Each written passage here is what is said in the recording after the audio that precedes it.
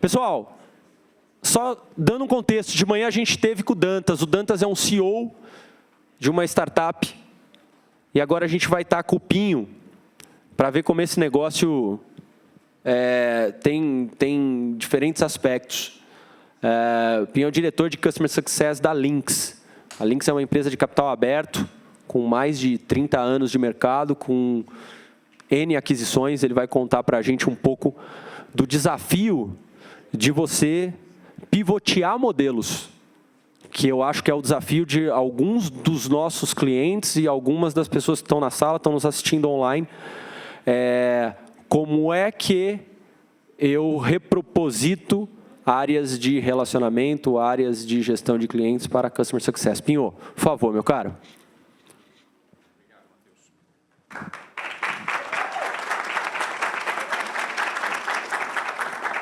Muito obrigado. Bom dia para vocês, pessoal. Bom, quando o Matheus me chamou para participar aqui desse evento, eu fiquei pensando qual a melhor maneira de contribuir um pouquinho com esse dia de hoje, né? E sempre que a gente fala do tema de Customer Success, vem em mente 3 palavras, né? Empresas startups, SaaS, cloud-based, né? E eu disse, poxa, eu vou tentar compartilhar com o pessoal algo diferente disso. Nós não somos uma startup, nós estamos no meio do caminho de uma jornada cloud, né? A gente está SaaSterizando a maior parte das nossas soluções, né? E já temos uma empresa de 30 anos, capital aberto. Então, eu acho que talvez essa experiência possa enriquecer o dia de vocês. Eu espero que consiga cumprir esse objetivo hoje aqui, tá bom? Obrigado, Matheus, mais uma vez pelo convite. Eu acho que a gente está fazendo história hoje aqui. Eu ouvi dizer que o Pulse começou com 300 pessoas num evento, né? Hoje já tem mais de 5.000, tenho certeza que daqui a alguns anos esse auditório vai estar pequeno aqui, porque esse tema realmente tem se alastrado por tudo que é indústria, né? Vamos lá, gente. Deixa eu começar, então, um pouquinho apresentando a Lynx para vocês. Nós somos uma empresa de tecnologia para o varejo. A Lynx se posiciona no mercado como uma empresa líder de gestão de tecnologia para o varejo. Nosso objetivo é fazer com que o varejista escolha a Lynx como uma opção natural para acompanhar em toda a sua gestão de automatização, certo? A gente está presente... Opa! Vamos lá. Já? Foi? Não. Aí. A gente está presente em toda a jornada de compra desse consumidor, tá certo? Seja extraindo insights, seja desenvolvendo novas tecnologias, tá? Ou criando vínculos duradouros entre marcas e clientes. Então, o nosso objetivo vai além apenas de vender um software. A gente tem como objetivo fazer com que os clientes dos nossos clientes tenham uma experiência boa com a marca, certo? Ao longo do tempo, ao longo do tempo, a Lynx já... Bom, a gente tem 33 anos de existência. A gente começou em 1985 no varejo de moda, varejo de vestuário, né? Esse é o nosso DNA. A gente começou no Brás, enfim. E de lá para cá, a gente acabou penetrando em outras verticais do varejo, muito alavancado por uma estratégia de M&A que eu já vou contar para vocês. Então, a gente hoje já está no varejo de food service, que são as grandes redes de alimentação, uma praça de alimentação, por exemplo, de qualquer shopping do Brasil, vários clientes ali, várias empresas ali são nossas clientes, postos de combustíveis, lojas de conveniência, o varejo automotivo, né, concessionárias, de grandes montadoras são nossas clientes que usam as nossas soluções, e conectividade, que é algo que pouca gente sabe, inclusive clientes nossos. A Lynx possui soluções de links de conectividade. Se nós fôssemos uma operadora, nós seríamos a 6ª maior operadora do Brasil, é que nós não somos, né, uma operadora de telecom, mas a gente provê essa solução fim a fim para os nossos clientes que pretendem, por exemplo, abrir uma loja num shopping center, né? Então, ele tem desde o ponto de conectividade até as suas soluções de ponto de venda, que são as experiências em loja, e as soluções de gestão de retaguarda, né? Isso tanto para o varejo físico, para o varejo digital. A gente tem uma pauta muito intensa na companhia, que é como participar da onda Phygital, como a gente junta o varejo físico e o varejo digital. E a gente vai ver que isso tem tudo a ver com Customer Success também, né? Então, acho que a gente está num momento muito apropriado nessa jornada. A gente abriu capital em 2013, a empresa se tornou pública. Hoje em dia, esse capital está bastante pulverizado por investidores ao redor do mundo inteiro, né? Ele não tem concentração de capital.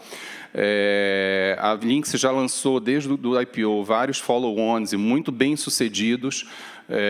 Uma empresa que tem, por ter um modelo de negócio lastreado na receita recorrente, é um modelo bastante previsível, resiliente, e isso atrai bastante os nossos investidores, né? 50 mil clientes no nosso portfólio. Eu vou contar para vocês hoje o case da nossa vertical de shopping, que tem quase que a metade desses clientes. Shopping, para a gente, significa o varejo de vestuário, alimentação e varejo de serviços, tá certo? E de lá para cá, nós já adquirimos mais de 29 empresas, tá? Sendo uma aquisição internacional, onde a gente começa a dar o primeiro passo à América Latina, mas uma estratégia ainda incipiente dentro da companhia. E muitas dessas aquisições foi justamente para poder entrar nessas outras verticais de varejo que eu comentei com vocês. Vamos lá. Deixa eu agora dar um pouquinho de contexto do nosso negócio, porque eu acho que se a gente compreender em que contexto a gente se encontra, fica mais fácil da gente passar as dicas para vocês de Customer Success. Como é que está sendo essa jornada de 10 meses, né? Então, o primeiro ponto é o seguinte: a companhia possui um modelo de negócio fortemente alavancado em receita recorrente. Tá? Então, o que um pouco o Dantas estava comentando na palestra anterior, de fato, esse é um modelo, a meu ver, campeão, né? Mas isso requer um outro olhar sobre a estrutura de gestão da companhia. O segundo ponto é que a gente está com as nossas aplicações pivoteando para o SaaS, tá certo? A gente, como eu comentei com vocês, a gente desde o ano passado, em parceria, inclusive com a Microsoft, a gente está tornando as nossas aplicações cloud e disponibilizando-as em nuvem pública, o que garante aos nossos clientes um acesso, uma performance, uma governança muito melhor, né?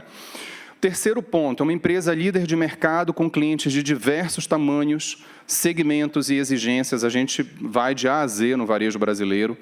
A gente atende o pequeno varejista, a gente atende um grupo como Renner, um grupo como Nike, como Samsung, como Alpargatas, como Lupo. As 3 maiores distribuidoras de combustíveis são nossas clientes, Ipiranga, Raizen, BR, né? Então, a gente tem de tudo dentro da nossa base de clientes, né? Eu vou contar um pouquinho para vocês como isso é tão emocionante, né?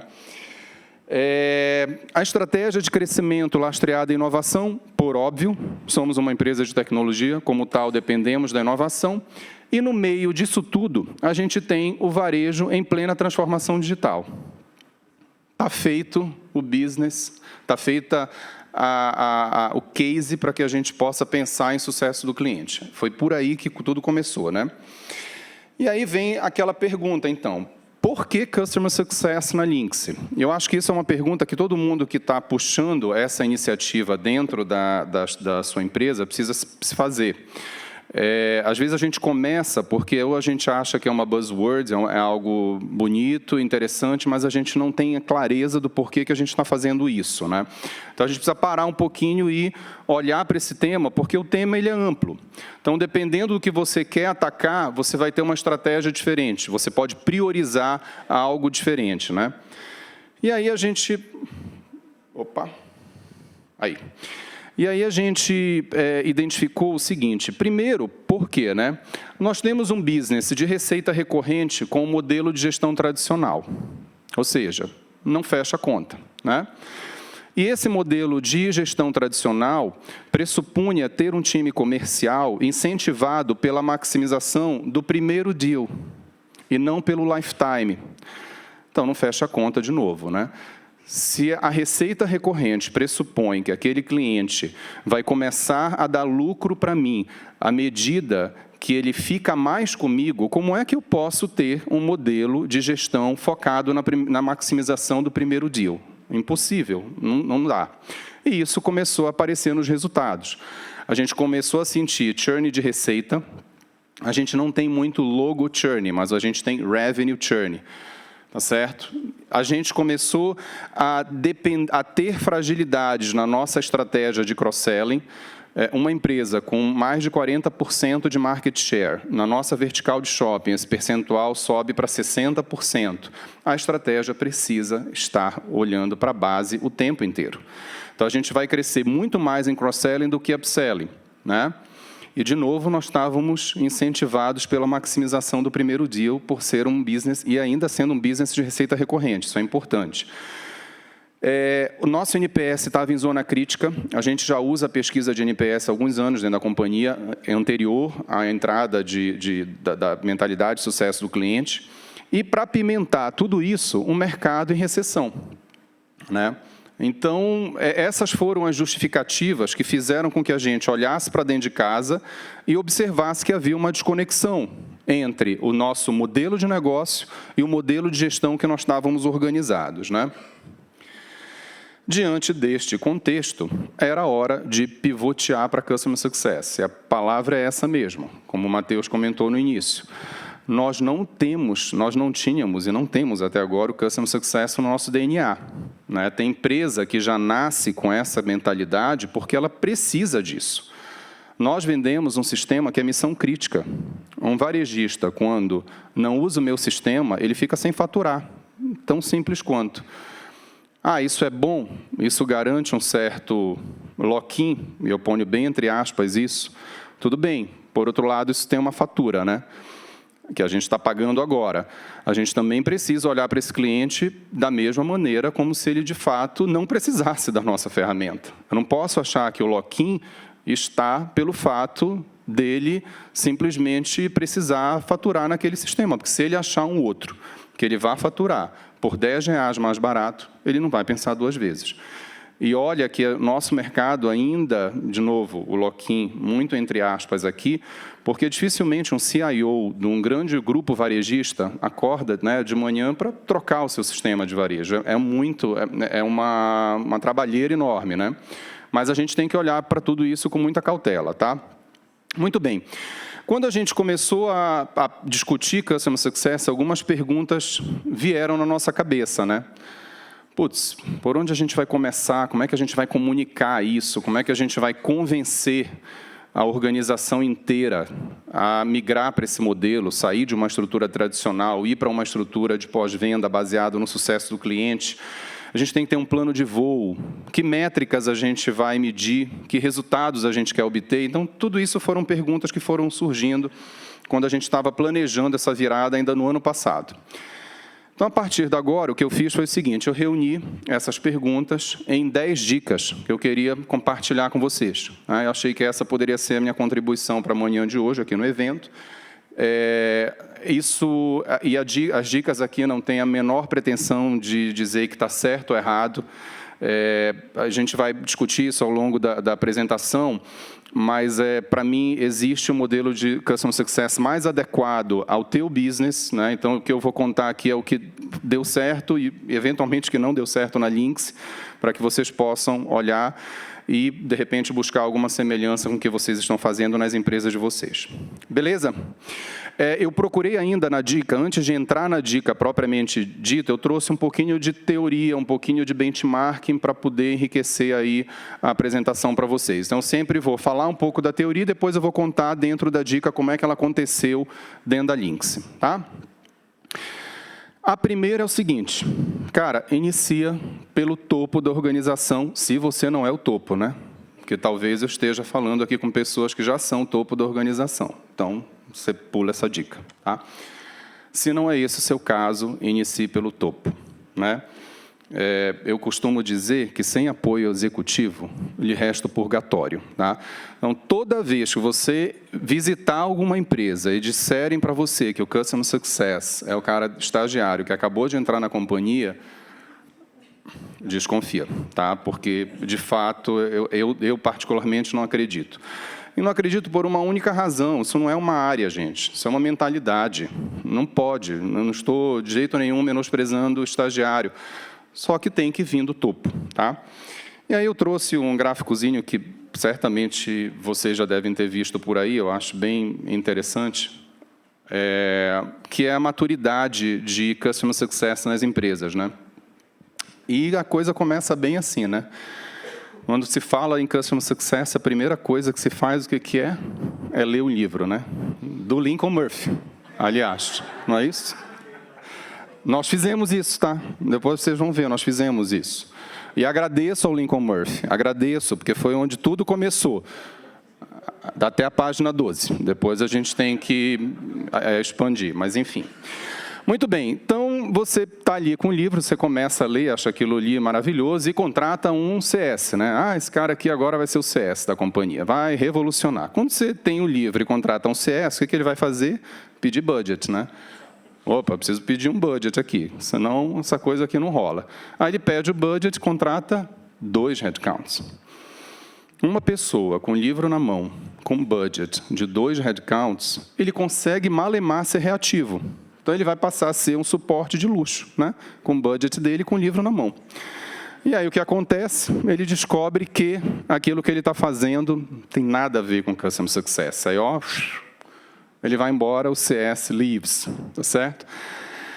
Aí, putz, e agora? E aquilo que a gente acreditou, aí a empresa, de repente, acorda e diz, não, agora somos todos CS, agora não precisamos de uma área, a gente tem a mentalidade de Customer Success. Mas aí, finalmente, tem alguém sensato dentro da organização que começa a fazer a coisa séria. E aí essa próxima etapa aqui do gráfico, ela de fato te leva para um caminho que é o que eu acredito. Primeiro, você tem que tratar isso com um modelo de pós-venda. Isso é uma mentalidade, isso de novo não é uma área. Não pode você manter as suas áreas na companhia do jeito que estão e contratar uma terceira área, colocar aqui e achar que está fazendo sucesso do cliente. Não é isso. Você tem que falar em pós-venda. Você já tem que pensar com a cabeça de CCO, de um Chief Customer Officer, lá na frente. Quando você faz isso, você começa a ter accountability pela receita. E aí isso já vai me dar o gancho para a minha próxima dica. Até que você chega num ponto de reinventar o organograma da tua organização. Porque esse negócio aqui reinventa, gente. Muda C-level, muda VPs dentro das empresas, né? Você começa, a área de CS, ela, de novo, a depender de como você conduz ela dentro da tua empresa, ela fica tão poderosa que ela é a única área que, de fato, tem visão 360 desse cliente. O meu time, eu tenho certeza que conhece, hoje em dia, as entranhas dos processos que percorrem a jornada dos clientes dentro da Lynx, né? Muito bem, então, dentro da nossa empresa, o que a gente fez, né? Então, primeiro, esse conceito, ele trazia junto a mudança organizacional, tá certo? Isso para a gente era muito claro, não era apenas criar uma área e vamos embora, tá certo?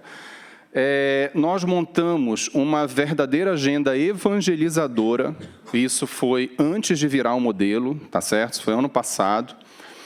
A gente ficou em H2 do ano passado, segundo semestre do ano passado, basicamente planejando e comunicando, e a comunicação era nesse nível, gerentes, diretores, C-level e até o conselho de administração, a gente teve que mostrar o nosso plano. A vertical de shopping, ela é responsável por 40% da receita da Lynx. Então, tudo que acontece em shopping, para o bem e para o mal, é olhado com lupa, né? Então, a gente não podia errar. Nós não estávamos brincando de fazer CS. A gente estava mexendo com 40% do negócio da companhia, né? E aí a gente montou uma agenda, e para mim, na minha vida, tudo é uma lista, vocês vão ver. Eu sou psicótico com lista. Tudo que eu penso em sequência, né? Eu sou engenheiro eletrônico de formação. Acho que só descobri isso depois que eu comecei a entrar em CS, o que tinha a ver uma coisa com a outra, né? Porque, enfim. E aí eu comecei a pensar, eu disse, bom, eu tenho que mostrar para essas pessoas, primeiro, o que realmente é Customer Success. Porque há uma verdadeira discussão, né, do que é. As pessoas têm que entender, primeiro, do que eu estou falando. Segundo, por que é inevitável. Terceiro, que valor isso vai trazer para a organização. E, por último, por onde começar, para eu poder dar minimamente segurança à companhia de que o que a gente estava fazendo ia surtir algum efeito, né? Então, a gente preparou o seguinte. Primeiro, comentando que isso não é apenas uma área, isso é uma mentalidade, ponto. E isso reformula questões de negócio, que percorrem áreas de produto, de vendas, de marketing, de finanças. Portanto, se todas essas áreas não estivessem envolvidas, a nossa iniciativa não ia dar certo.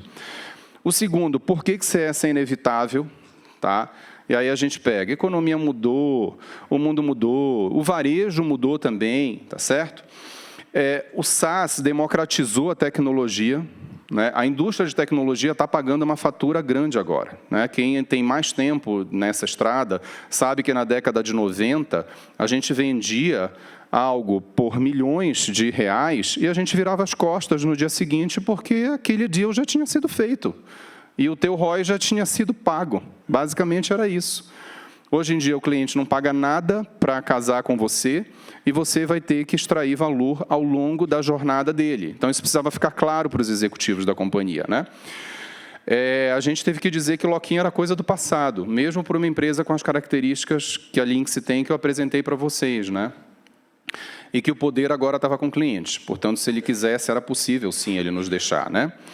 E aí a gente foi também explicar como é que CS iria gerar valor, né? Primeiro, que a gente tem uma área de Customer Success para gerar crescimento. Eu não acredito no romantismo de Customer Success. Definitivamente. Até escrevi um artigo no LinkedIn recentemente que dizia CS Lovers, mas sem romantismo, né? Então, se você não prova que você está atrelado ao centro de resultado, a tua iniciativa tem pouca chance de dar certo, né? A gente também queria se colocar como uma área que alavanca o modelo da receita recorrente, que, de novo, é um dos modelos mais espetaculares econômicos que eu já conheci na vida. Porém, tem uma coisa que coloca esse modelo em risco, que é o churn. É a única coisa que coloca esse modelo em risco. Se você fizer tudo certo, o teu modelo está redondinho, né? E a gente também comentou por onde a gente ia começar. Então, basicamente, a gente escolheu segmentação de base de clientes, redefinição do modelo de incentivos, tá? Eu estou falando de compensação, e estabelecimento de novas métricas para que a gente pudesse medir esse time, tá? E isso tudo com uma mudança cultural non-stop, né? Então, quem estiver aqui liderando uma iniciativa de CS dentro da sua organização, pode colocar na sua agenda aí no mínimo 30% do teu tempo que vai ter que ser focado em mudança cultural. Você vai ter que evangelizar o tempo inteiro, tá? Vamos lá.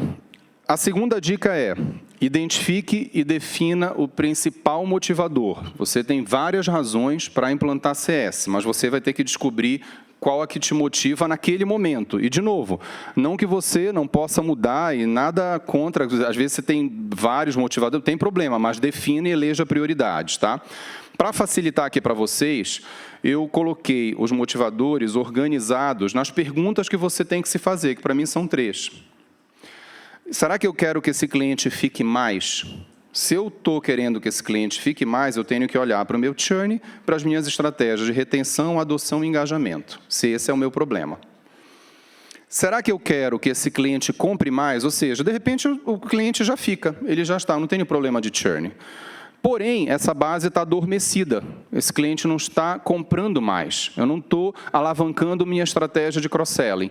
Logo, olhe para o seu cross-sell, olhe para o seu upsell. Mas vamos dizer que está tudo certo com você. O cliente está ficando mais, o cliente fica mais na tua base, o cliente está comprando mais, só que você precisa ter uma base referenciável. Você precisa que esse cliente advogue a teu favor. Então, você tem que olhar para o teu NPS e para a tua estratégia de advocacia, tá? Na Lynx, nós fizemos um pouco de cada. A gente quer tudo ao mesmo tempo e agora. É claro que a gente teve que priorizar. E a gente vai exatamente nessa ordem. A minha sugestão é essa. Eu não consigo que um cliente advogue para mim se ele não está nem... se o lifetime dele está reduzido dentro da minha base. Ou se ele não está comprando mais de mim. Então, a minha sugestão é, vá nessa ordem aqui. Bom, os nossos objetivos eram, primeiro, conquistar novos clientes, tá certo? Ainda que isso ainda e até hoje, isso não é exatamente o grande problema que a gente tem, tá? Mas a gente quer, obviamente, aumentar a market share. O segundo objetivo que a gente se colocou nós precisamos reengajar o cliente da base. Para vocês terem ideia, num business de receita recorrente, nós estávamos com custo de aquisição maior do que custo de retenção. Errado. Não posso. Eu tenho que ter o meu custo de retenção, obviamente, maior do que aquisição, senão eu começo a entrar no efeito lá do balde furado. Eu adquiro o cliente por um lado e ele está saindo por outro. O terceiro, melhorar o atendimento em toda a jornada do cliente, não os KPIs das áreas. E aqui tem uma grande diferença, gente. É muito comum a gente ver nas empresas que as áreas têm os seus KPIs e as suas metas sendo atingidas adequadamente. Então, você tem o KPI de venda, ele está colocando tantas propostas para dentro, você tem o KPI da área de projetos, que está bilando os teus recursos, você tem o teu KPI de suporte, que está atendendo os teus tickets dentro dos SLAs contratados, você tem o KPI da infraestrutura, que está provendo a infraestrutura adequada para o acesso do teu cliente, está tudo certo. Vamos supor, olha só um exemplo, raciocinem comigo. Um cliente, normalmente, ele percorre 4 áreas, pode ser mais ou menos, em média, 4 áreas na tua companhia. Se todas as áreas tiverem um SLA de 95%, elas estão bem, não estão? 95% para 100%, legal. Posso melhorar? Posso, mas está bem. Só que para esse cliente que percorreu as 4 áreas, no final da jornada dele, ele vai estar com SLA de 80%. Porque ele vai ter perdido 5% em cada ponto da jornada. Então, quando você começa a enxergar KPI sob a ótica do cliente, muda totalmente o seu modelo de gestão. Porque agora você não está mais aplaudindo quem atinge os 95%. Você vai estar aplaudindo se esse cliente, no final da jornada dele, que ele percorreu e tangenciou com 4 áreas, se ele sim atinge os 95%. Tá? A gente queria também fomentar o cross-selling. Para isso, a gente tinha que nutrir essa base estava mal nutrida, então a gente precisou fazer ainda um trabalho na base, óbvio, né? E a gente queria reduzir o churn e predizer melhor a perda. Nós sabíamos do churn quando o cliente ia embora, né? O efeito Inês é morta, a gente queria acabar com isso, tá? Então, dos motivadores, como é que a gente passou para a nova estrutura? Eu acho que aqui está uma dica bem importante. Não pensem na estrutura antes de vocês terem clareza dos motivadores, do que vocês querem efetivamente atacar dentro das organizações. A nossa estrutura, ela então ficou assim, ó. E aí eu vou fazer uso de um slide que o Matheus me apresentou desde a nossa primeira conversa. Esse slide é arroz de festa em evento de CS. Ele está em todos. Mas não tem como não utilizá-lo, porque ele realmente retrata o que, para mim, é a mentalidade de Customer Success. Então, o primeiro ponto, a gente tinha que ter uma estrutura que dormisse e acordasse pensando em cliente novo, tá certo? E é uma estrutura de hunter tradicional, uma estrutura comercial, como vocês conhecem. Segundo, a gente queria uma estrutura que mantivesse os clientes na base, tá certo? Que é a estrutura de Customer Success, cujo objetivo é reter e desenvolver os clientes atuais. E terceiro, a gente precisava de uma estrutura para fazer com que esse cliente crescesse conosco. Nós aumentássemos ticket médio, que é a etapa do funil do Grow Customer, e é onde eu tenho a minha área de venda fazendo cross-selling. Então, por aqui, eu respondo aquelas perguntas, né, do fique mais, compre mais. Por aqui, por essa estrutura, eu defino cliente novo, base, crescimento de cliente novo, tá certo? Então, foi assim que a gente partiu para a estrutura de Customer Success. Nós juntamos, basicamente, a área comercial e a área de serviços profissionais dentro da Lynx, e dessa mescla surgiram essas 3 áreas. Tá? Foi assim que aconteceu conosco. Terceira dica, vincule a área de CS a um centro de resultado, certo? Já falei um pouco sobre isso. Eu queria compartilhar com vocês agora um quadro que eu trouxe da nossa participação no Pulse, que é o evento da Gainsight. Desculpa, Matheus. Eu acho uma honra, na verdade, deixa eu esclarecer, eu acho uma honra poder estar dizendo isso, gente. O Matheus e o Guilherme são personas não gratas dentro da Gainsight. Isso é maravilhoso, gente. Putz, concorrente da Gainsight total, e que foi o que aconteceu, inclusive, com a gente, você sabe disso, né? Muito bem, mas esse slide ele é interessante porque ele traz o seguinte, se vocês forem ver, não se preocupem em ler embaixo, mas ele traz a jornada do cliente, então basicamente o landing, né, quando esse cliente chega, a parte de vendas, o onboarding, o deploy, você tem a adoção, você tem expansão e você tem renovação.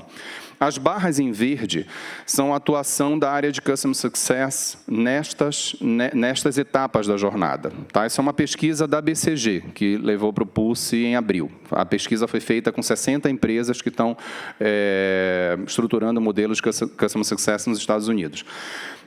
Na minha ótica, esse verde, daqui a algum tempo, ele vai estar cada vez mais intenso nesse gráfico. A área de CS, ela vai começar a permear toda a jornada do cliente. Vocês observam que as jornadas de landing ainda tem pouquíssima, aliás, quase nenhuma participação da área de CS. Você vê no deploy, começando a área de CS a fazer parte, porque tem aquela história, engaje o seu Customer Success early in the game, né? Quanto mais cedo você engajar, você faz melhor essa conversão para o modelo de atendimento. A adoção, que é efetivamente onde o CS entra para resolver aquele velho gap da indústria de tecnologia entre usabilidade e funcionalidade. Tá? A expansão, que CS começa a participar, nem tanto, a meu ver, deveria ser mais. E renovação, que também ainda tem espaço para CS crescer. Então, o que eu quero dizer para vocês é, quando a gente olha isso, a gente tem que procurar ter o nosso time de CS cada vez mais com papéis e com participação, com protagonismo em toda essa jornada. Que aí, de fato, a gente vai ter uma área vinculada a um centro de resultado. A gente vai ter accountability de receita, a gente vai participar dos resultados da companhia e não apenas de uma etapa da jornada. Tá? E aí, para corroborar com o que eu acabei de dizer, essa mesma pesquisa traz o seguinte: quanto mais o time de CS está envolvido nas áreas que mais trazem resultados de negócio, eles têm mais incentivos financeiros. Eles são melhores recompensados, em outras palavras, quanto mais eles atuam em áreas que trazem efetivamente resultado para a companhia. Está aqui. 74%, 60% que tem a ver com as etapas de renovação e expansão, que trazem resultados financeiros para a companhia, é onde a área de CS é mais incentivada. Tá? E ela é menos incentivada onde ela está em funções mais atreladas à adoção, tá certo? Porque, em teoria, isso não traz resultado direto, muito embora isso é questionável, obviamente, porque se você está com uma prática de adoção, você está fazendo com que aquele cliente fique mais, que ele compre mais, enfim. Bom, no nosso caso, a gente focou inicialmente numa meta de manutenção e incremento de MRR, tá certo? Era essa a nossa meta. A gente colocou aí um plano para poder fazer isso ao longo do tempo, né? A gente conseguiu ainda avançar pouco nisso, isso é verdade, tá? Mas a gente escolheu por começar pela governança e pela preservação de receita recorrente. E, às vezes, há várias discussões em torno disso, e nos benchmarkings que eu já fiz com outras companhias, eu vejo que esse modelo da Lynx é um pouco diferente. A maioria das empresas com que eu já conversei, inclusive lá fora, começaram pela adoção. E há empresas em que, ao se falar em cifra, o Customer Success não põe a mão. Eu discordo, eu comecei ao contrário. Tá certo? O meu time é muito focado em receita, em número, e eu, inclusive, tenho que fazer o contrário. Eu estou plenamente consciente que agora eu preciso drivar a agenda do time para uma agenda mais de adoção e engajamento, tá? Que vão ser os nossos próximos passos. Né? Mas o ponto é, o time de CS na Lynx responde por 80% da receita. Tá? A gente possui, sim, metas de lifetime value baseadas em incremento de MRR, que é assim que a gente mede. E não em cotas de venda. Nós não temos metas de cota de venda, mas a gente tem meta de incremento de receita recorrente na base. Terceiro, a gente tem rotinas de forecast semanal de MRR. A gente faz o forecast da MRR para a companhia. Detalhe, a gente faz isso por carteira de cliente. Tá? Cada CS Lead que gere uma carteira de clientes, ele passa qual é o forecast de que a gente vai fechar um mês em termos de MRR. A gente faz fechamento mensal. Sempre final do mês o time de CS está ali participando porque precisa garantir que a receita está dentro da companhia. E é fim a fim, é a receita faturada. Quando ela entra no nosso faturamento, isso é meta nossa. Terceiro, a gente participa de ciclos orçamentários. A gente está, inclusive, nesse momento, no ciclo orçamentário já para 2019, o time de CS já está fazendo o orçamento baseado em carteiras e entendendo quais são os clientes que têm propensão de churn, quais os clientes que estão em estagnação, quais os clientes que têm possibilidade da gente alavancar cross-selling. pelo fato da gente conhecer a base. Então, acho que é fundamental, de novo, você colar o teu time de CS à receita, né? Quarto, a gente realiza upselling. Sim, é o time de CS que faz upselling dentro da base. Vocês sabem por quê? Upselling para Lynx é um cliente que está abrindo uma loja nova. Um Hunter traz logo novo.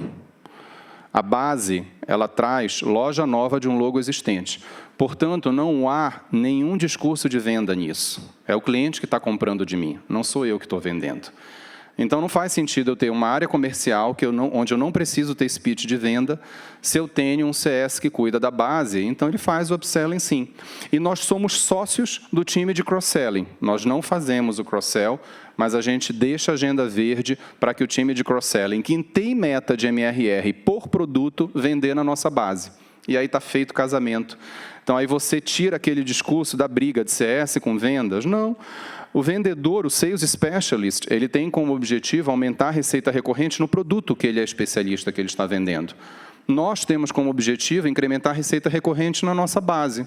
Está feita a sociedade. Tá? A retenção como forma de mitigação do churn também é de nossa responsabilidade, obviamente, porque isso impacta a MRR. Tá? Quarta dica. Crie um plano de voo e alinhe as expectativas. Né? Cuidado com o já que. Já que você vai fazer isso, você vai isso aqui também, então você tem que deixar muito claro para a organização o que você vai e o que você não vai fazer. Tá? Então, a dica, priorize, você não vai conseguir fazer tudo, esse assunto é enorme, esse assunto pode ter o tamanho que você quiser dentro da organização, o tamanho que a estatura do seu cargo lhe dá, eu acho que isso é importante, você tem que priorizar. Pense grande, haja pequeno e busque seus quick wins. Pelo menos com a gente funcionou muito. Né? Esse tema vai ganhando tração dentro da organização. Não começa pelo que é mais difícil, começa pelo que é mais fácil, que te dá um resultado maior. Né? E assim, a gente não tem como fugir disso aqui quando a gente fala em Customer Success. Há um dado que 70% dos times de Customer Success têm menos de 3 anos, gente. Ou seja, não tem como, você não tem receita de bolo, você não tem tudo pronto, tá certo? Então, você não tem como fugir do criar, tentar, fazer, corrigir, aprender, ajustar, refazer. Agora, detalhe, faça tudo isso mais rápido, tá certo? Erra rápido, muda rápido e vai. Em 10 meses, acho que a gente já mudou umas 2 ou 3 vezes, tá certo? É fato. E assim, uma das mudanças não foi pequena. Em 10 meses. A gente tem um flight plan de 2 anos para fazer isso dentro da Lynx, né, que eu já vou mostrar para vocês. Aqui está. Então, a gente fez um plano de voo de 2 anos, foi o que a gente combinou com a companhia, que nós iríamos implantar essa mentalidade, mudar esses processos todos numa jornada de 2 anos. Nós dividimos por trimestre quais seriam os nossos entregáveis. Nós determinamos o que nós íamos e o que não íamos fazer, para que ficasse claro e alinhasse a expectativa, e a gente presta conta a cada final de semestre, com o C-Level para entender o que a gente fez, o que a gente deixou de fazer, o que está dando certo, o que está dando errado, quais são os próximos passos, quais são as correções de rota que a gente tem que fazer. Eu dei até esse nome de Flight Plan, porque eu dizia para a companhia, né, eu sei onde eu quero chegar, mas talvez eu tenha que ir aqui um pouco mais alto, depois eu tenho que descer, depois eu tenho que subir de novo, e é assim. Tá? Então, basicamente, nós ficamos o segundo semestre inteiro planejando no ano passado. Depois, no início desse ano, nós focamos em sanear a nossa base. Os dados estavam completamente bagunçados, tá certo? Na verdade, isso é um esforço contínuo. Até hoje a gente ainda tem e se surpreende com cada situação que acontece, tá certo? Depois, em Q2, nesse ano, a gente começou a focar na nossa gestão da MRR, a gente tinha que domar isso, todo o time tinha que conhecer isso de A a Z, saber quando é que esse cliente fatura, por que esse cliente deixou de faturar, enfim. Agora, em Q3, a gente já começa a buscar essa reaproximação com os clientes, a gente sente que isso está acontecendo. A gente, quando virou o modelo, nós tínhamos vários clientes que já estavam praticamente desistindo da Lynx, e é muito legal quando a gente vê que os clientes estão voltando e entendendo que o modelo faz sentido para eles, que a gente busca uma reaproximação, tá certo? E a gente agora já começa a investir em cross-selling, a gente já começa a ter uma base cada vez mais bem nutrida para que a gente possa aumentar ticket médio. Para ano que vem, o que tem na nossa cabeça é focar processos, sistemas e governança, isso é algo que a gente precisa melhorar dentro da área. A implantação de sistema vai ajudar muito a gente. E a gente já quer, na segunda metade do ano que vem, começar a trazer melhorias para o modelo e, eventualmente, expandir esse modelo dentro da organização, ou seja, para além da vertical de shopping, né? Ok, quinta dica. Organize a sua base de clientes. Esse é um tema também que, quando você fala em Customer Success, é mega complexo, mas a minha dica, keep it simple. Tá? A segmentação, você pode ficar um ano discutindo como é que você vai segmentar a tua base de clientes. Você pode fazer por tipo de negócio, por produto, por valor de MRR que o teu cliente paga, por estágio na jornada, por fit, enfim, por o que você quiser. Minha dica, segmente por onde você tem mais controle. Não inventa. Se você não consegue controlar produto ou o estágio que ele está na tua jornada, segmenta por quanto ele te paga e está tudo certo. Porque depois você pode ir refinando isso. A gente mesmo já refinou o nosso modelo de segmentação. Quando a gente começou, a gente segmentou, mas nós ainda estávamos com uns buckets muito grandes e que não estava dando atendimento correto ao cliente. Então, a gente foi lá e quebrou mais um pouco. E essa não vai ser a última mudança, eu tenho certeza. Tá? Quando você segmenta, você consegue estabelecer a estratégia correta de Customer Success que você vai usar para cada segmento. Então, divida os seus clientes Enterprise e seus clientes SMB. Para os teus clientes Enterprise, você aplica as suas estratégias High Touch. Para os clientes SMB, você aplica um Smart Touch, um Low Touch, um Tech Touch, enfim. Claro que você precisa ter aqui ferramentas para que você possa, de fato, alavancar dentro da cauda longa o modelo de CS, tá? E outra dica é o seguinte, avalie se não é possível você começar, depois que você segmentou, começa por um segmento apenas. Eu vou começar só com o segmento Enterprise e High Touch. A gente chegou a pensar sobre isso na Lynx e discutimos bastante. A gente viu que no nosso caso não daria certo, porque a gente ia ter que duplicar os controles, os modelos de incentivos, os formatos de gestão, e isso não seria legal. Tá? Então a gente resolveu pivotear todos os segmentos. Bom, quando a gente quando a gente segmentou, a nossa estrutura ficou mais ou menos assim, tá? Eu não coloquei aqui valores, mas entendam PMG como o valor do ticket médio da minha receita recorrente. Então, o que eu quero dizer aí com essas tabelas, né?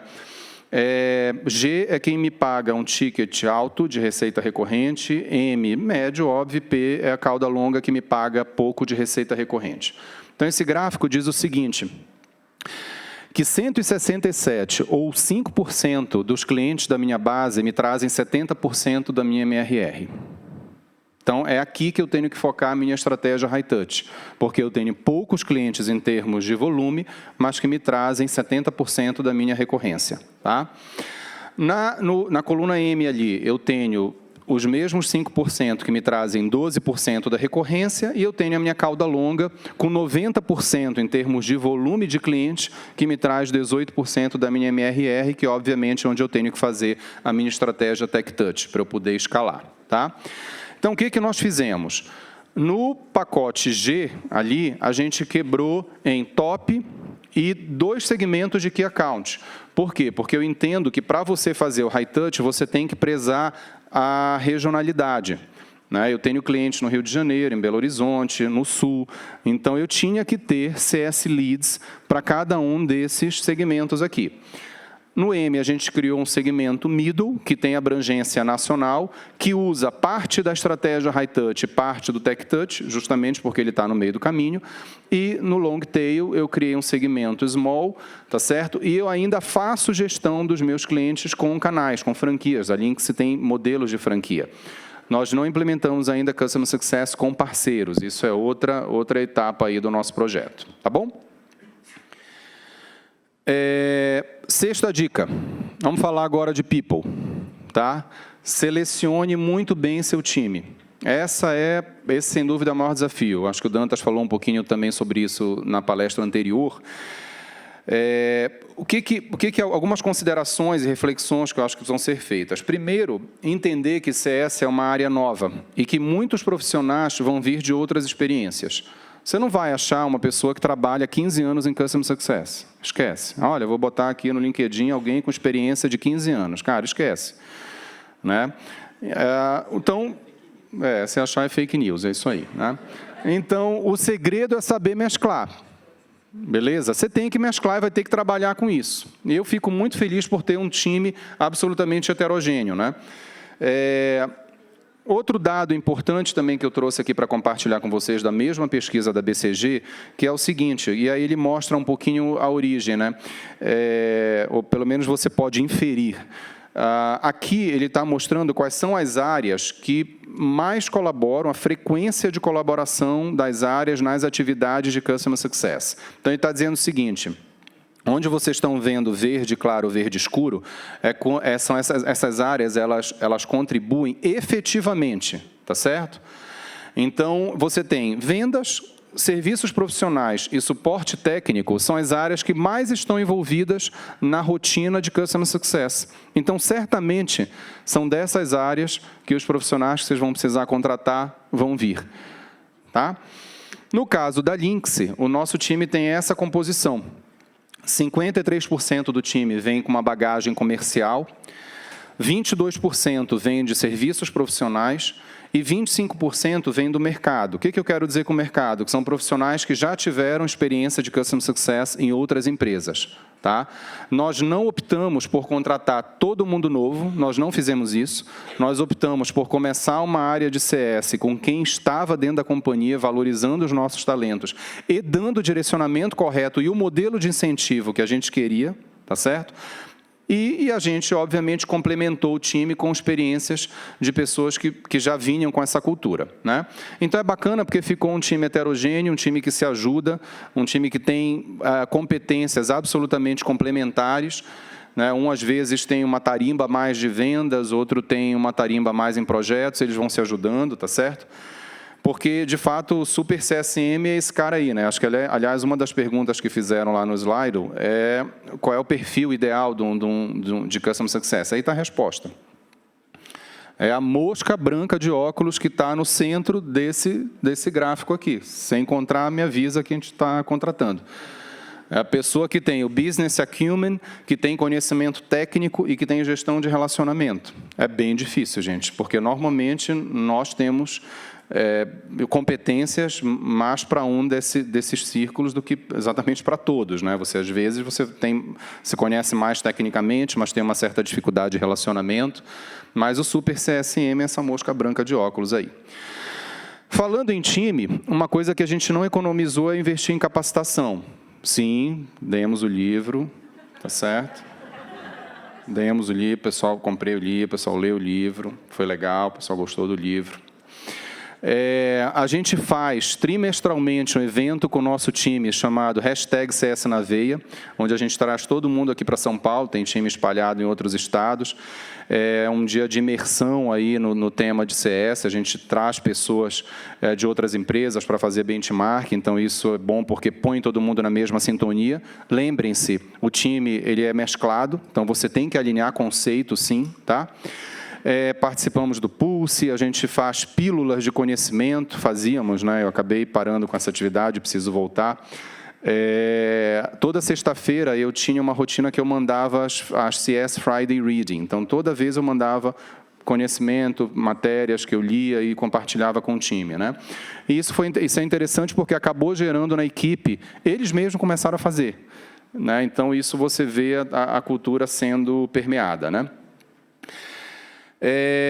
Falando agora um pouquinho do Faz-me Rir, né? O que a gente fez com relação ao Faz-me Rir para esse time? Né? Eu acho que isso é bem importante.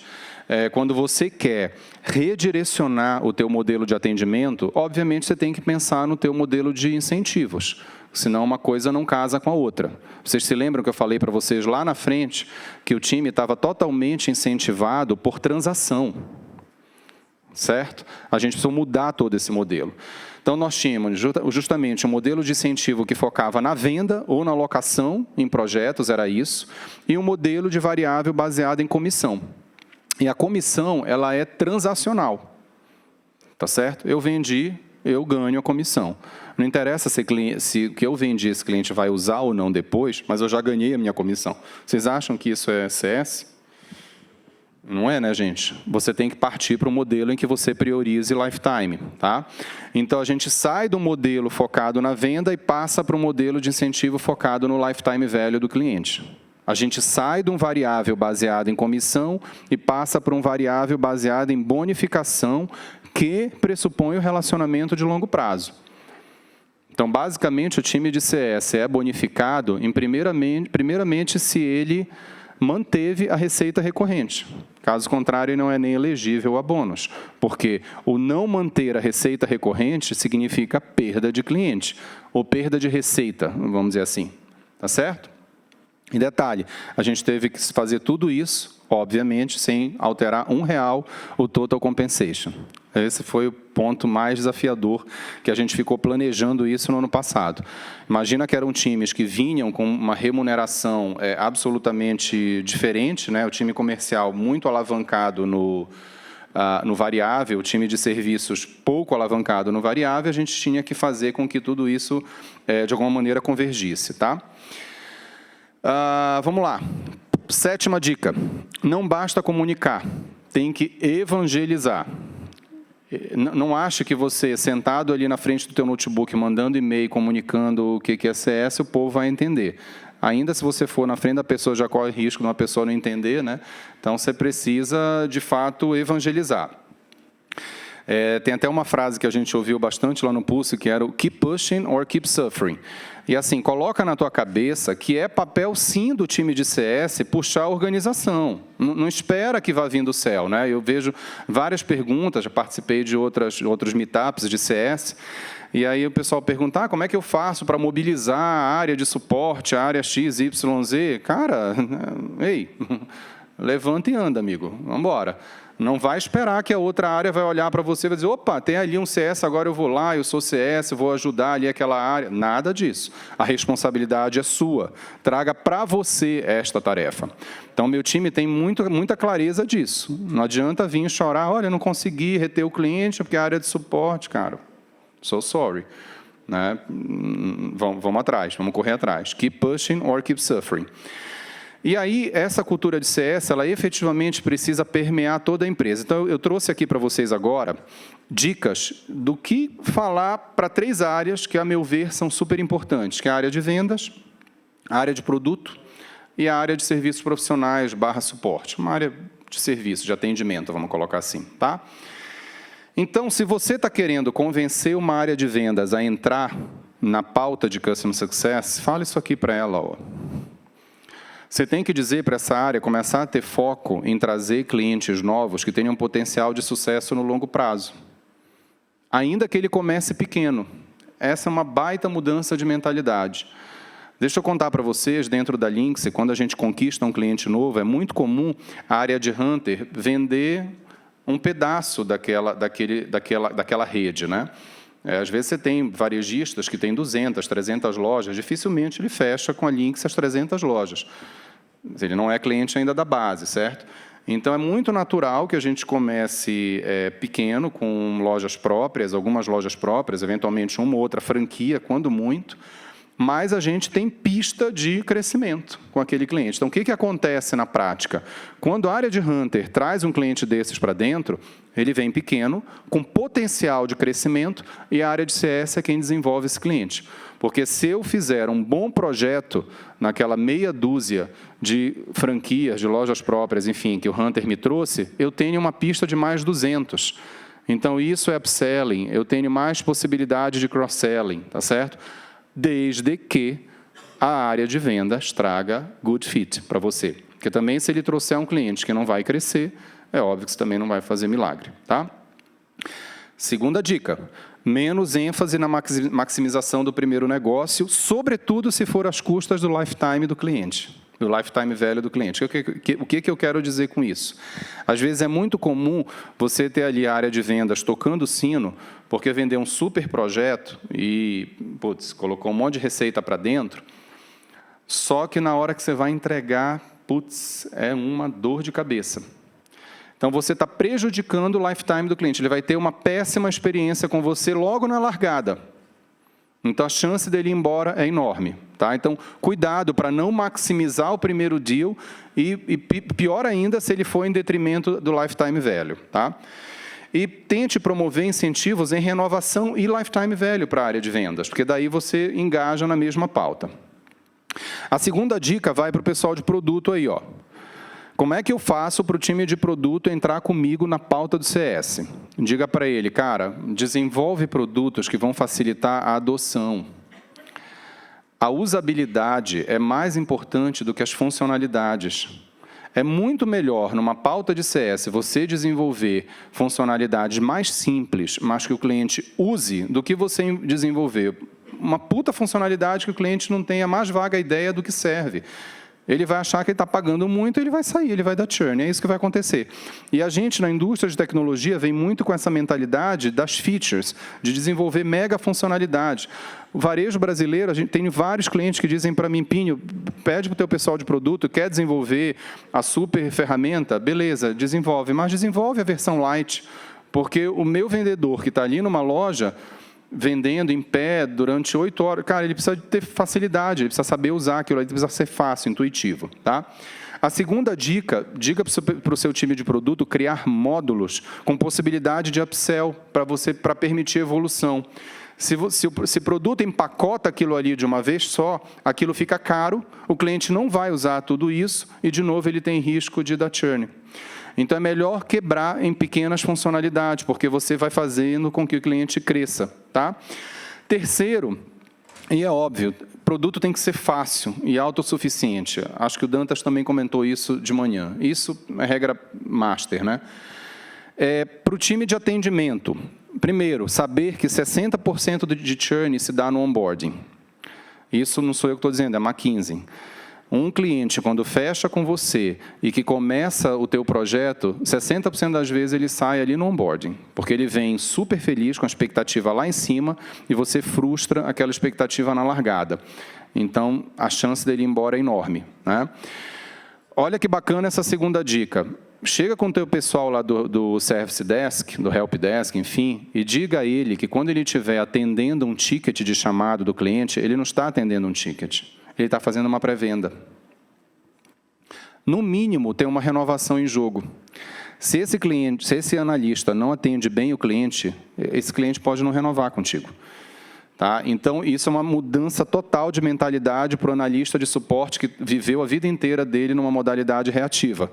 Você tem que chegar com eles, amigo, tu não está atendendo aí um chamado, não, está fazendo uma pré-venda. Você já parou para pensar nisso? Tá? E desenvolva senso de urgência, né, pessoal? Ser responsivo, hoje em dia, é tudo na vida, né? Responsividade é a palavra da moda, né? Então, o time de CS realmente precisa olhar muito para isso, tá? Ainda dentro aí do não basta comunicar, tem que evangelizar, outras ações que nós fizemos, em maio, nós levamos quase 20 pessoas para o evento da Superlógica, para o Superlógica Experience, que é um evento da Superlógica de economia da recorrência e que tinha uma trilha de CS, e nós conseguimos alguns ingressos aí e levamos quase 20 pessoas. Vocês acham que foram pessoas da nossa equipe? Não, eu levei justamente pessoas das outras equipes. Eu levei gente do financeiro, eu levei gente de vendas, eu levei gente de serviços, eu levei gente de contrato, que em princípio não tinha nada a ver, né? Mas eu queria que eles ouvissem o que era Customer Success sobre outras óticas, não sobre o que eu estava falando. Então, isso é você também engajar as pessoas que estão nesse barco contigo, né? Aí a gente começava a fazer aquelas pílulas de conhecimento e fazer apresentações de CS dentro da companhia. E o próprio time foi se assenhorando dessa agenda, né? Café da manhã, reunião, fazendo meetups. Então, isso foi permeando a organização toda, né? Aliás, até a gente tem um case interessante que a nossa gerente de suporte, quando começou a falar, pediu para o vice-presidente, na época, para comprar o livro. Né? E aí comprou o livro também para o pessoal do esporte, então o livro foi vendido e tal, enfim. Então, todo mundo começou a falar sobre CS dentro da companhia. Bom, mais uma outra dica no quesito evangelização. As pessoas se sentem parte do processo quando elas se sentem responsáveis. Então, isso aqui foi uma iniciativa que nós começamos a adotar agora esse ano, aliás, ainda no primeiro semestre, que a gente batizou de Sala do Cliente. O que é a Sala do Cliente que a gente faz lá dentro da Lynx?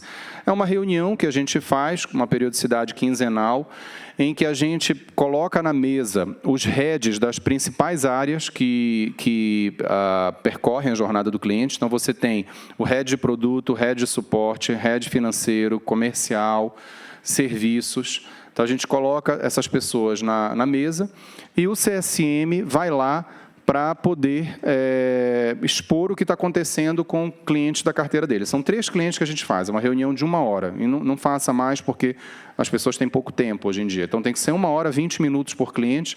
O CSM vai lá e conta para a sala do cliente qual é o status desse cliente, ou seja, qual é o segmento que ele pertence, quanto ele nos paga de MRR, quais as oportunidades de expansão, qual o health score que ele tem, quais os riscos de churn. Então, ele faz uma radiografia da situação desse cliente. Ele traz questões relevantes que requerem decisão coletiva. Sabe aqueles problemas de clientes que ficam girando a organização inteira e ninguém resolve, né? Ele fica de um lado para o outro, vai para P&D, vai para o suporte, vai para o comercial, volta, aí ele vem com outro nome às vezes, os e-mails vão correndo, né? Vão correndo, aquilo ali vai ganhando força dentro da companhia e nada se resolve. Então, é esse tipo de problema que a gente traz para cá. A gente não traz banalidade, porque senão você perde força nessa iniciativa. Tem que ter uma curadoria da sala do cliente, tá certo? Então, a gente procura levar as decisões que realmente têm que ser tomadas pelos heads. Cara, eu estou aqui há 6 meses, eu não consigo resolver esse problema, preciso de uma solução. E a gente sai de lá com um plano de ação.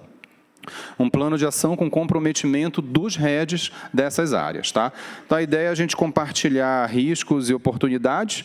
Se houver um churn, está todo mundo sabendo, churn não é só a responsabilidade única e exclusiva do time de CS, ele é da companhia, tá certo? Então, CS somos todos nós, né? CS somos nós, né? Beleza.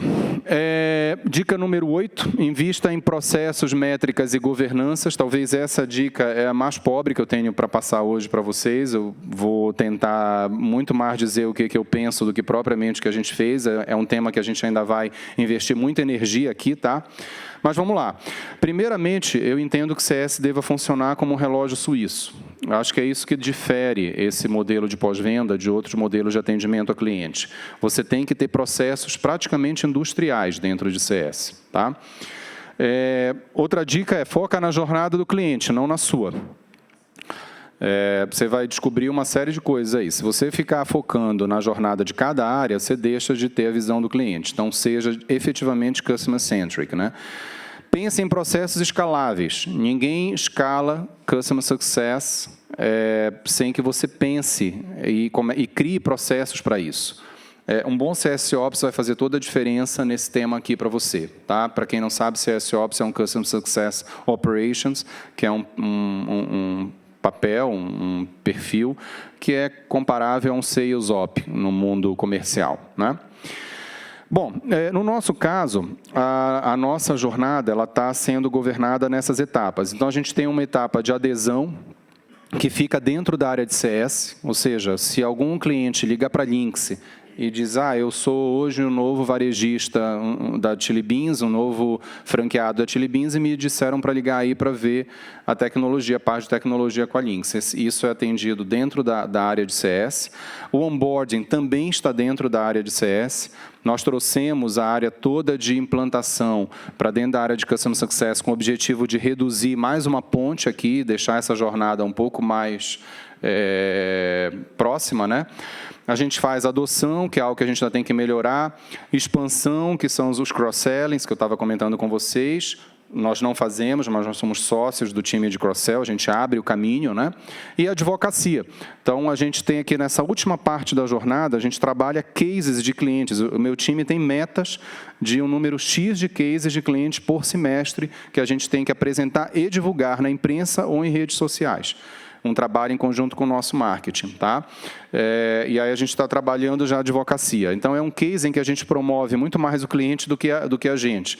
A gente aproveita clientes que estejam lançando suas marcas, que estejam eventualmente entrando numa região nova, e aí, junto conosco, a gente cria aí um case bem bacana para a imprensa ou para a rede social.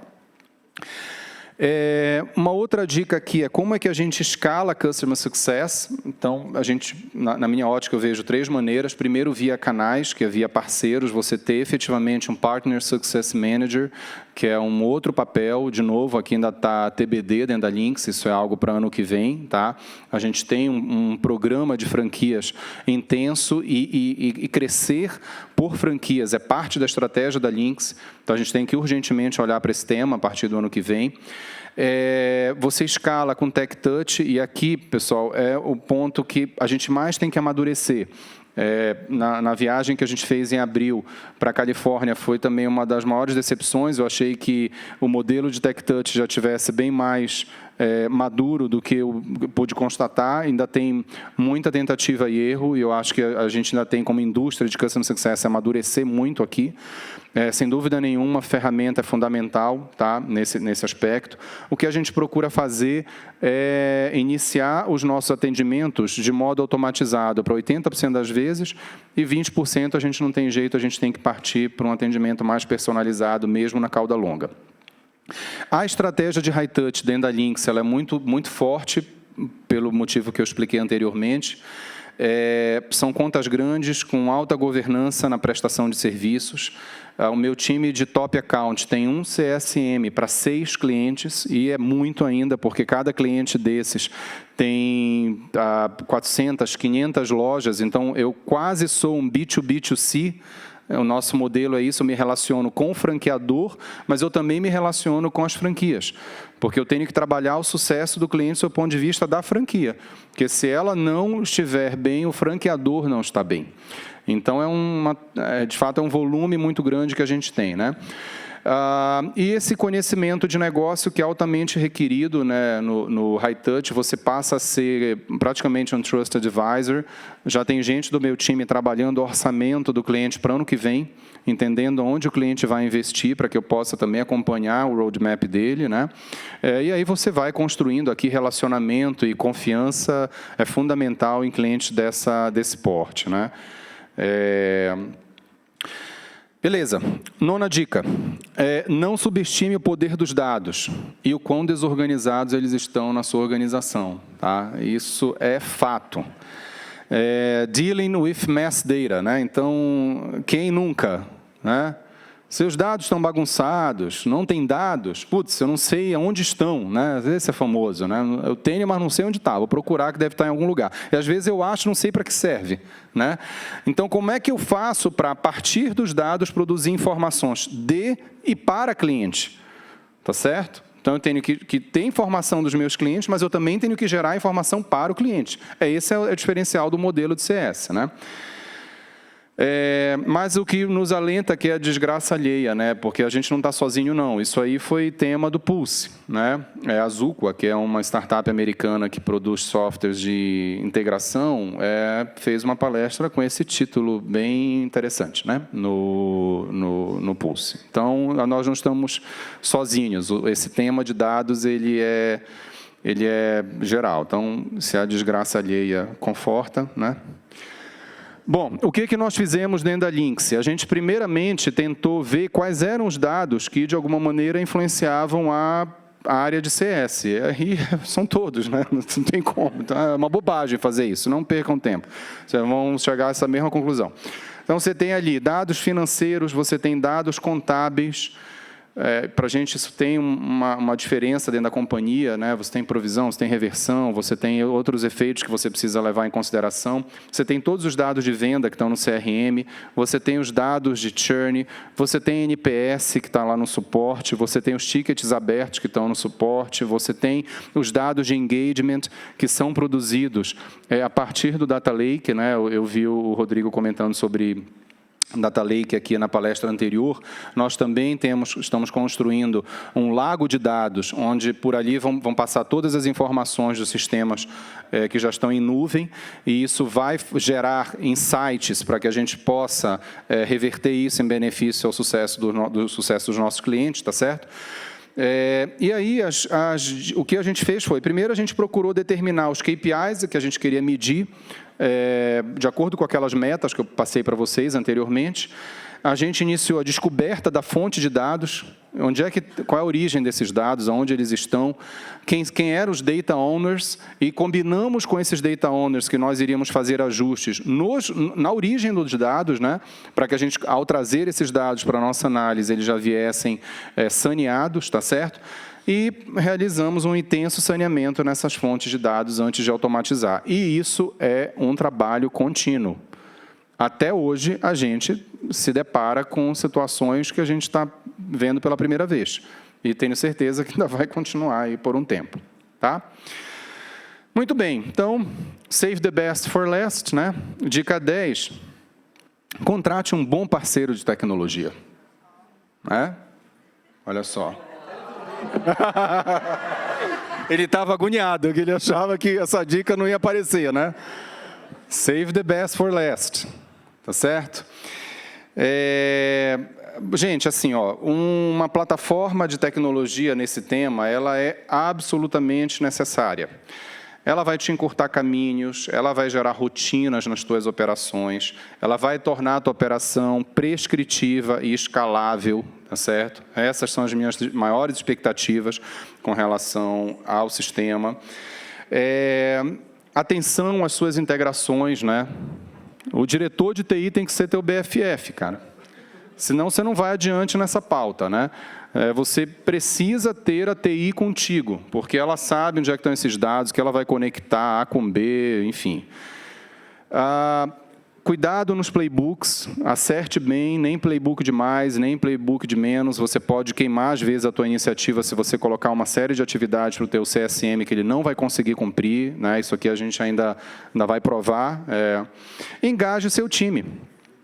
Disciplina na utilização o tempo inteiro. É igual um CRM. Né? O vendedor que não usa o CRM, às vezes são poucos disciplinados, a gente não tem os dados. É a mesma coisa. Tá?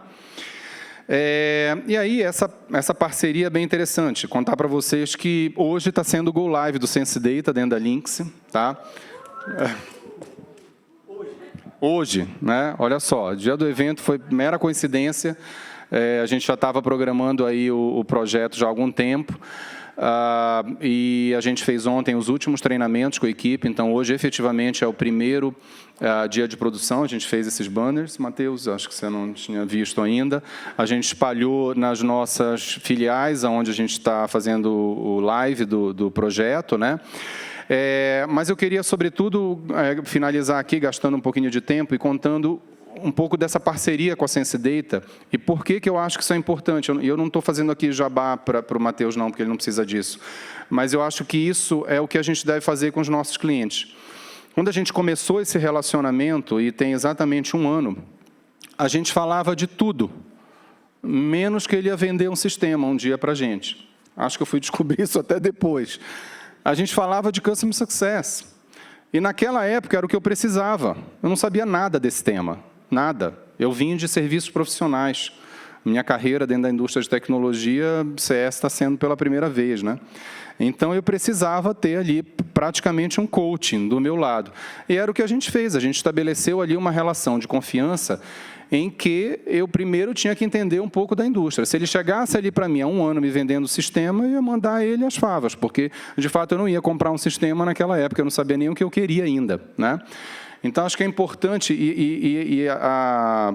o Matheus, o Guilherme, eles sempre mandavam para a gente pílulas de conhecimento, artigos para que a gente lesse, indicavam eventos para a gente participar, indicavam pessoas para compor o nosso time, né? Então, isso é o que a gente tem que fazer com os nossos clientes, pessoal, quando a gente está falando de Customer Success. Não adianta você ir direto com uma abordagem tentando vender o teu produto, que mal você sabe se é isso que ele precisa. Isso pode não ser sucesso para ele naquele momento, né? E aí a gente participou, esse cara aqui foi num dos eventos que a gente fez lá do hashtag CS na Veia. Eu depois só faltei matar ele, que ele foi com crachá da maternidade, tinha nascido a filha dele. Ele foi no dia seguinte fazer uma palestra no nosso evento, cara. Que isso? Não dá, ele foi com crachá da maternidade. Então, assim, a gente, de fato, teve uma parceria muito grande, que foi muito bacana aí das duas empresas. Acho que as empresas estavam num momento bem propício, né? E uma das participações da Sense Data foi no nosso último evento, em que a gente dividiu o time para analisar toda a jornada do cliente. Então, a gente pegou todas aquelas etapas que eu mostrei para vocês e demos uma etapa da jornada para cada grupo, né? Então, um ficou com adesão, o outro com onboarding, o outro com adoção, com expansão, com advocacia, né?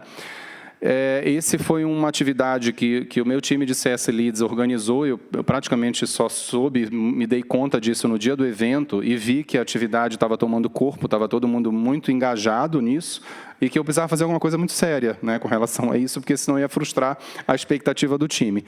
Então, no dia do evento, eu procurei pessoas para poder estar com a gente lá no dia do evento e votar qual seria a melhor equipe, né, que tinha apresentado o melhor trabalho sobre a jornada do cliente. E aí contactei a Valéria, da GeoFusion, que acho que vai estar aqui com a gente. Ei, não tinha te visto. A Valéria tinha estado na Lynx no dia anterior, fazendo um benchmarking do case de CS da GeoFusion. Indicou a Natália, que é uma gerente do time dela, que foi participar dessa banca examinadora, né, do meu time, e liguei para o Matheus, para o Guilherme, foi o Molina lá com a gente também, o Fábio, enfim. E aí as pessoas que estão aqui na foto estão hoje aqui no evento, porque foi o time de onboarding que ganhou a melhor apresentação e o prêmio era justamente participar aqui do evento no dia 30 de outubro, no CS Day. Então, acho que é uma parceria que ela vai para além do sistema, ela engaja pessoas, ela engaja o tema como um todo, né? E nesse assunto a gente tem que ter essa preocupação realmente de fomentar muito mais a indústria do que qualquer outra coisa, né? Acho que o resto vem a reboque. Muito bem, gente. Então, só para finalizar, para vocês poderem anotar aí a minha questão de lista, né? Então, aqui estão a lista das 10 dicas para vocês. Então, inicie pelo topo da organização, vincule a área de CS a um centro de resultado, escolha o seu principal motivador, defina isso muito bem, alinhe expectativa, olha para os teus clientes, como você vai organizá-los, cuida do teu time, evangelize sempre. Tá certo? Não economize nos processos, métricas e governanças. O poder dos dados é algo impressionante e você pode fazer tudo isso com um bom parceiro de tecnologia para te ajudar nessa jornada. Tá? Eu tenho uma dica bônus aí, depois das 10 dicas, né? Que é o seguinte, esses desafios são enormes, pessoal. Quem está tocando essa iniciativa de liderar uma área de CS na sua organização deve estar sentindo na pele, né? Você, às vezes, até chega a se questionar se vai dar certo, porque parece assim que é só você remando para um lado e a organização inteira, estou vendo todo mundo fazendo assim, né? Remando contra, né? Mas, assim, é importante que a gente faça isso com muita felicidade e sorriso no rosto, senão não vale a pena. Se a gente não abraçar, de fato, esse projeto e fazê-lo de uma maneira bem-humorada, feliz, contagiando as pessoas, isso não dá certo, porque se for pensar pelo lado das preocupações e dos riscos, isso pode tomar conta de você. Então, faça isso realmente com muita felicidade e sorriso no rosto, tá bom? Obrigado, pessoal.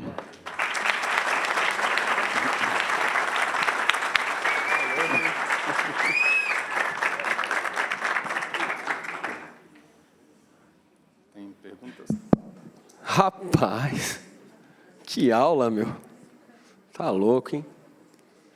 Valeu o evento já. Vamos lá, Pinho. Vamos lá. Cara, a primeira já é ótima. Ganhou mais votos, tá? 21 votos aqui. Como engajar os demais diretores da empresa... Hã? Não, nada. Tá bom, vamos lá. Como engajar os demais diretores da empresa no projeto de Customer Success? Como derrubar as barreiras impostas? Engajar a nível de diretoria não é fácil se você não tem... Primeiro, você tem que ter cargo para isso. Tá? É fato. Você não pode pretender fazer isso, engajar um nível de diretoria com um cargo a quem. O segundo, você tem que partir para uma pauta de resultado, de receita. Fuja um pouco da discussão do ROI. Eu vejo muitas discussões aí no LinkedIn, nas redes sociais, sobre CS. Como é que eu mostro o ROI? Cara, foge disso. Mostra que você é um centro de resultado. Você não fica tendo que provar o ROI. Você é parte inerente da receita da tua companhia. Se você não existir, simplesmente não tem receita. É tão simples quanto. Não vai provar grandes investimentos, senão você vai entrar numa pauta que vai te tomar mais tempo, a meu ver. Tá? Então, acho que a dica é essa. Você tem que ter empowerment dentro da organização e você tem que falar sobre resultado. Não vá dizer que é só suporte e tal, que eu acho que a chance de você engajar é menor. Legal. Tem um que eu acho que você já respondeu durante a apresentação, que é qual o perfil de pessoas mais indicados para montar um time de CS Managers? Para montar são aquelas pessoas que estão ali, ó, que é o meu time.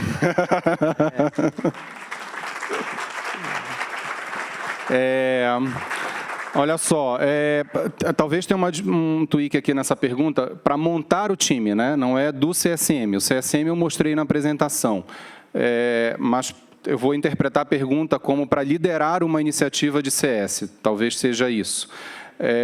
De novo, tem que ter disponibilidade, não dá para ser um job lateral, eu vou fazer isso e montar toda uma estratégia de CS. Se você quer fazer uma coisa realmente verdadeira e efetiva, você tem que ter disponibilidade 100% para isso. Tá? E os outros requisitos que eu acho que eu já comentei, empowerment, enfim. Legal. Eu vou pegar uma última aqui, pessoal, que a galera deve estar com fome aí, nós estamos um pouquinho atrasados. Qual a melhor forma de aplicar Customer Success em uma empresa que possui uma cultura já enraizada? Essa é? Já enraizada da cultura tradicional, né? Imagino eu. A melhor forma... essas são as dicas.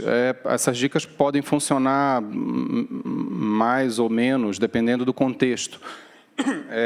Mas eu acho que a principal delas é evangelizar. Você precisa ter uma estratégia de comunicação que mostre para a tua organização que aquele modelo tradicional não combina com a gestão de receita recorrente. As pessoas precisam entender isso, senão não dê o próximo passo. E aí evangelizar e mostrando resultado, quick wins. Acho que pouco a pouco o tema vai ganhando tração dentro das empresas. Maravilha. Gente, então aqui a gente finaliza amanhã, Pinho. Valeu, obrigado, gente. Extraordinário.